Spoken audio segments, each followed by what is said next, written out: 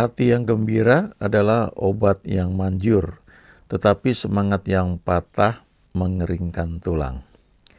Dari ayat ini ada setidaknya satu lagu yang mungkin sering kita nyanyikan. Kata-katanya, hati yang gembira adalah obat, ya. Seperti obat hati yang senang. Nah, cuma kata-kata lagu itu karena dibuat jadi lagu, mungkin ada keterbatasan ya untuk menggunakan semua bagian dari ayat ini. Sebenarnya ayat ini berkata hati yang gembira adalah obat yang manjur. Bukan hanya obat saja ya, tapi obat yang manjur. Di sisi lain dikatakan juga semangat yang patah mengeringkan tulang. Jadi artinya kondisi hati kita itu menentukan kesehatan tubuh kita, ya, menentukan sejauh mana badan kita ini sehat. Bahkan kalau kita baca di surat Yohanes, ya, dikatakan, aku berdoa semoga jiwamu baik-baik saja, semoga engkau baik-baik saja, sama seperti jiwamu yang baik-baik saja. Dalam bahasa Inggris itu dikatakan, aku berdoa, aku berharap semoga engkau baik-baik saja, engkau makmur sama seperti jiwamu juga makmur, ya, juga baik-baik saja. Artinya bahwa kondisi kita itu ya tergantung dari kondisi jiwa kita ternyata, ya, ternyata seperti itu. Nah, memang kalau kita baca berbagai terjemahan di bahasa Inggris ya dari surat Yohanes itu, ya, it is my prayer that you may do well in all things, ya. Ini doaku supaya kamu dalam segala hal itu kamu baik-baik saja, and be healthy in body, ya. Dan juga sehat dalam tubuhmu, even as your soul does well. Sama seperti jiwamu juga baik-baik saja, ya. Dalam terjemahan Indonesian Modern Bible dikatakan, saudaraku yang terkasih, lebih dari segala hal aku berdoa agar engkau makmur dan sehat, sama seperti jiwamu pun makmur. Gitu, ya. Jadi ternyata jiwa yang makmur ini akan menyebabkan tubuh kita atau keadaan kita itu juga jadi makmur. Nah, jiwa itu bagian dari hati, ya. Ada sebagian hamba Tuhan yang mendefinisikan hati itu adalah gabungan roh dengan jiwa. Kita manusia itu terdiri dari roh, jiwa, dan tubuh. Roh kita sudah lahir baru, ya. Jiwa kita tentunya sudah terima Tuhan Yesus, ya. Jiwa kita itu dalam proses penyucian setiap hari, setiap saat. Sementara tubuh kita ini adalah pakaian kita yang kita kenakan waktu kita hidup di bumi ini. Jadi kalau hati kita ini senantiasa dipenuhi dengan sukacita, itu dampaknya kepada kesehatan tubuh kita, ya, kepada keadaan kita. Semangat yang patah, ya, broken spirit, ya, jadi orang yang letih lesu itu akan mengeringkan tulang, jadi bawaannya lemes saja gitu. Saya pernah baca satu buku, ya, seorang pelatih pengembangan diri, dia cerita, ya, ketika ada orang yang dia dengan semangat berapi-api, dia ditugaskan oleh satu perusahaan untuk pergi mempresentasikan produknya, ya, selama seminggu ke beberapa tempat, ya, di satu kota. Tapi ternyata selama beberapa hari dia presentasi dengan semangat, nggak ada klien yang tertarik. Ya, sudah 4-5 hari dia udah lesu, dia mau pulang, lalu dapat telepon, ya, dari rumahnya. Oh, belum berhasil, nggak apa-apa. Kita dapat undian ini, kita dapat duit 1 miliar ini, ya. Oh, langsung semangat dia, ya. Langsung semangat dan besoknya dia presentasi dengan baik sekali, ya, dengan penuh semangat, dan kemudian berhasil, ya, dari presentasinya itu. Tapi ternyata ketika dia pulang ternyata itu cuma bohong aja beritanya itu, ya, bahwa dapat undian harapan atau dapat duit 1 miliar, ternyata ternyata itu bohong gitu. Tapi berita yang bohong itu pun ketika diterima mempengaruhi ternyata kinerja dia dalam kepercayaan dia untuk bisa mempresentasikan produk yang harus dia lakukan itu, ya, dia presentasikan itu dengan baik, ya. Jadi ternyata itu berita, kabar, entah itu positif, entah itu negatif, itu sangat mempengaruhi kita, ya. Makanya di 1 Tesalonika 5 ayat 23, ini doanya Paulus, dia berkata, semoga Allah damai sejahtera menguduskan kamu seluruhnya dan semoga roh, jiwa, dan tubuhmu terpelihara sempurna dengan tak bercacat pada kedatangan Yesus Kristus Tuhan kita. Jadi kalau roh, ini jadi jelas dari sini ya bahwa kita ini manusia terdiri dari roh, jiwa, tubuh.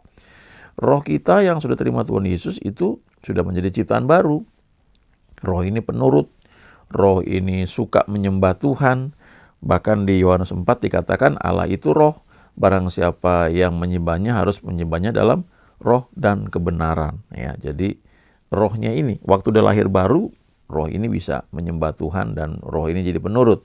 Tapi jiwa ini labil sekali, ya, bisa berubah-ubah tergantung kita bergaul dengan siapa, kita dengerin omongan siapa, kita izinkan pikiran kita dipenuhi dengan berita-berita yang seperti apa, itu akan mempengaruhi, ya, kondisi jiwa kita. Lalu tubuh, ya, ternyata Paulus berdoa ini semoga tidak hanya roh kita yang terpelihara sempurna dan memang sudah sempurna, ya, sudah terima Tuhan Yesus.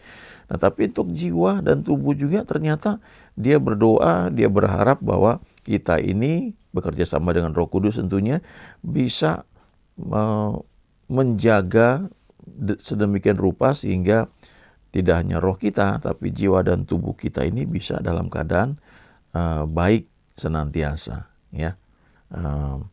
Nah, dari sini sebenarnya kita bisa belajar banyak sekali, ya. Saya pernah baca satu buku yang membahas tentang roh, ya, roh manusia, ya, cukup tebal. Dan itu ya tidak hanya perlu waktu untuk membacanya tapi juga perlu untuk ada pengalamannya gitu, ya, baru bisa membedakan. Karena roh ini kan tidak bisa kita lihat, tidak bisa kita rasakan gitu, ya. Kita cuma percaya apa kata firman Tuhan tentang roh kita. Lalu dalam prakteknya ketika kita ini semakin bertumbuh, ya, dalam kerohanian, semakin sadar kondisi kerohanian kita akhirnya akan bisa membedakan, ya. Karena Paulus itu di suratnya kepada jemaat Korintus dia bisa bilang, ya, ketika dia memberikan nasihat dia bilang Tuhan berkata seperti ini, ya. Lalu di bagian lain dia bilang untuk hal ini aku berpendapat, ya, ini aku, ya, bukan Tuhan. Ya, dia bisa bedakan itu, ya. Roh dia yang sudah lahir baru, ya, dia tahu bahwa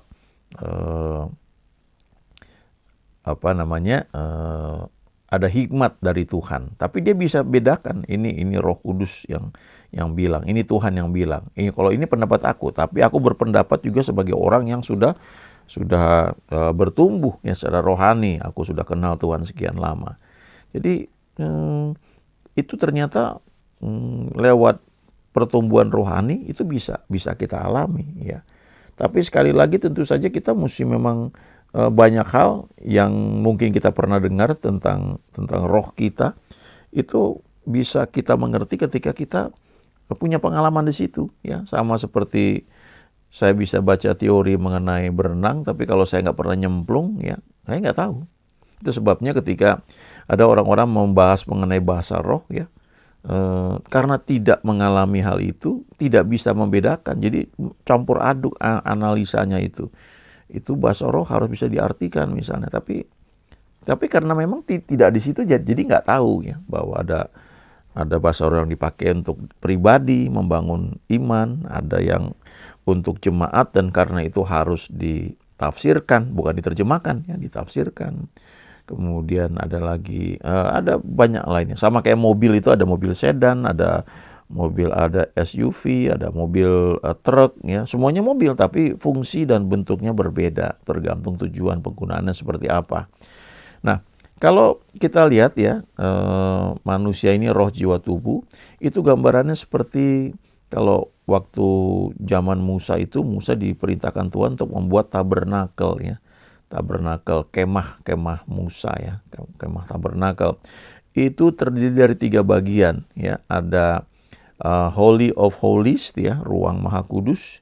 Kemudian ada inner court ya, itu ruang kudus, dan kemudian ada outer court ya, itu halaman.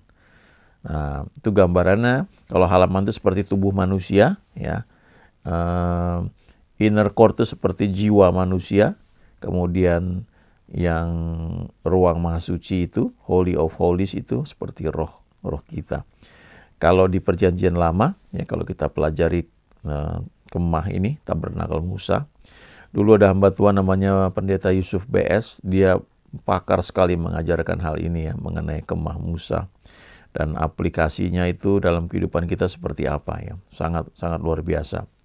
Nah, kalau kita baca ya, peraturan-peraturan yang dibuat oleh Musa ya, dari Tuhan tentang ibadah mereka pada masa itu, maka kalau diperhatikan misalnya di halaman tuh, itu yang menggambarkan tubuh manusia ini ya, itu penuh dengan aktivitas di situ ya. Karena di situ ada orang-orang Israel datang masuk ke halaman, bawa korban dan berbagai macam upacara ya yang dilakukan di situ. Dan itu tempat terbuka, jadi kena panas, kena hujan ya. Dan aplikasi dalam pengertian rohani di situ aktivitas tubuh kita ya. Jadi ketika ada dosa dibereskan ya, diakui dan sebagainya lah. Nah, kalau masuk ke ruang suci, inner court ya, itu lebih teduh karena di situ tertutup ya, nggak ada kena sinar matahari langsung ya, tidak kena hujan. Di situ ada meja roti pertunjukan ya, kemudian ada kaki dian ya, kemudian juga ada mesbah dupa. Itu di perjanjian lama ya. Kalau di perjanjian baru, mesbah dupanya itu masuk ke ruang maha suci. Nah, di ruang maha suci, Holy of Holies itu cuma ada satu benda, yaitu tabut perjanjian. Di situ melambangkan kehadiran Tuhan. Dan imam yang masuk, imam besar masuk ke ruang maha suci itu setahun sekali. Dari ruang suci, dia masuk dengan membawa mesbah dupa itu.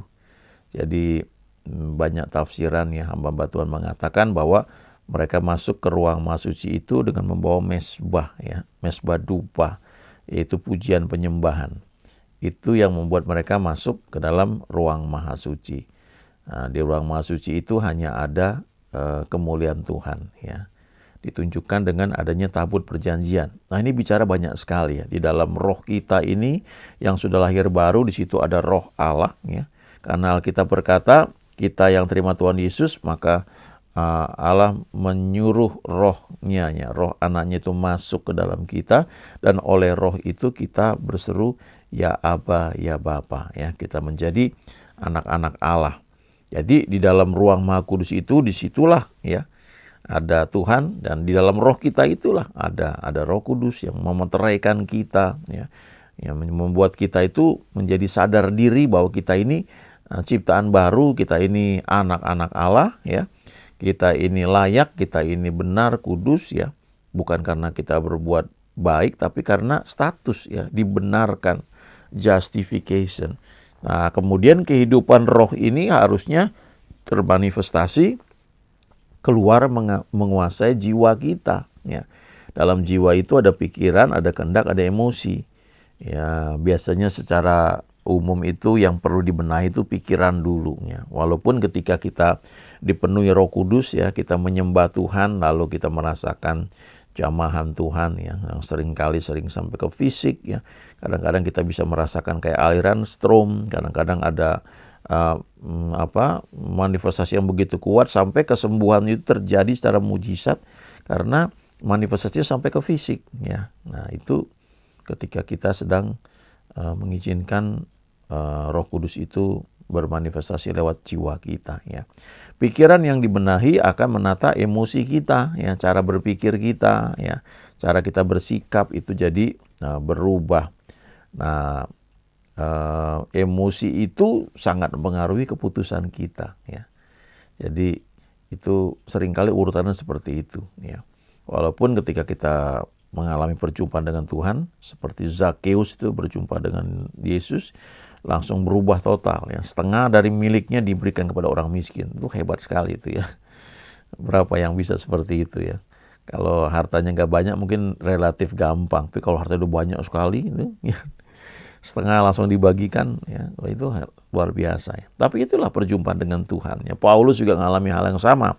Begitu berjumpa dengan Tuhan tuh berubah total.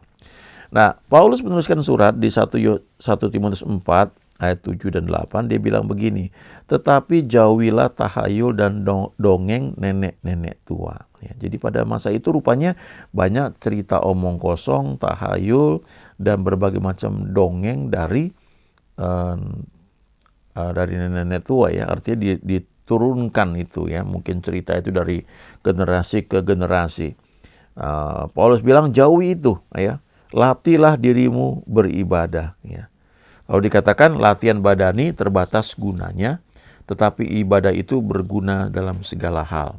Ya, jadi kalau kita olahraga, kita exercise, ya, bukannya nggak perlu, itu perlu, ya, itu bagus, tapi itu terbatas katanya gunanya. Ya, tapi ibadah itu dalam terjemahan bahasa Inggris dikatakan godliness, ya, sesuatu yang sifatnya ilahi, sesuatu yang baik, yang dari Tuhan. Itu kalau kita lakukan dengan setia menjadi bagian dari ibadah kita, itu berguna dalam segala hal. Karena mengandung janji baik untuk hidup ini maupun untuk hidup yang akan datang. Jadi kalau kita mengizinkan roh kita yang sudah lahir baru ini semakin mendominasi kehidupan kita, ya, dengan sendirinya itu yang disebut godliness itu termanifestasi dalam hidup kita. Ya, Tuhan Yesus berkata, di luar aku kamu nggak bisa berbuat apa-apa. Ya, kita ini seperti ranting yang menempel pada pokok anggur. Kita bergaul dengan dia, kita intim, maka kehidupan itu mengalir. Ya, lalu termanifestasi. Orang bisa bilang kamu orang yang rendah hati, ya, kamu orang yang humble, ya, kamu orang yang sabar, ya. Sebenarnya itu ya Tuhan Yesus yang bermanifestasi, ya, dalam hidup kita. Dia mau menyatakan dirinya, tapi itu dibatasi oleh kehidupan jiwa kita ini, ya. Gimana kita punya kehidupan jiwa, pikiran kita mau nggak dibenahi, dan ini proses seumur hidup, ya. Jadi jangan tersandung kalau lihat orang lain kok belum sempurna seperti yang kita harapkan, ya. Kok hamba Tuhan ini masih ngomongnya kadang-kadang bercandanya nggak enak gitu, ya, dan sebagainya, ya, karena memang masih dalam proses belajar seumur hidup kita, ya. Tentunya itu juga bukan excuse juga, ya, buat kita, ya, untuk jadi kompromi, enggak juga, ya. Tapi untuk kita, ya, kita harus belajar mengizinkan godliness itu semakin termanifestasi, ya. Nah, dikatakan di sini perlu dilatih, ya, perlu didisiplinkan diri kita, pikiran kita, ya. Dengan sendirinya kalau kita lakukan itu tidak hanya mengandung janji untuk nanti, tapi untuk sekarang ini. Dan itu juga berdampak kepada akhirnya tubuh kita, ya. Tubuh kita itu perlu kita jaga juga. Itu kan kayak pakaian. Kita punya pakaian, kita harus hati-hati merawatnya, ya. Kalau mau dicuci, cucinya pakai apa, ya. Ada jenis-jenis pakaian kan beda-beda, ya. Jadi kita perlu tahu juga waktu kita misalnya olahraga, kita main bulu tangkis atau pingpong atau tenis atau lari, kita perlu tahu juga, ya, jangan dipaksakan gitu. Nah, itu biasanya kalau kita bersekutu terus dengan Tuhan, kita akan cukup peka gitu membeda-bedakan hal itu. Nah, hanya saja kadang-kadang kalau kita punya posisi tertentu dalam pekerjaan atau dalam hal pelayanan, kalau nggak hati-hati, tuntutan dari posisi itu bisa membuat kita bablas gitu, ya, dalam kegiatan, ya. Apalagi pikiran kita nggak dijaga, maka kita terpengaruh untuk berpikir yang cenderung negatif dan akan mempengaruhi kesehatan kita, ya. Jadi intinya izinkan Roh Kudus itu semakin menguasai hidup kita. Kita mengetahui kebenaran, dan kebenaran itu akan membuat kita merdeka. Kita enjoy, kita menikmati, karena roh kita yang sudah lahir baru ini semakin dominan menguasai kehidupan jiwa kita, dan dampaknya itu akan ke tubuh kita juga, ya. Itu janji yang Tuhan berikan bagi setiap orang percaya. Ya, haleluya, amin.